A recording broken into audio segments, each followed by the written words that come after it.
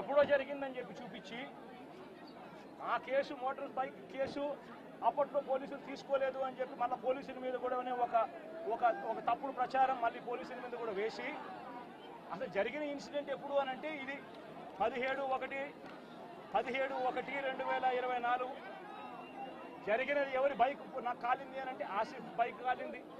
ఆసిఫ్ ఎవరు అని అంటే వైఎస్ఆర్సీపీ మనిషి.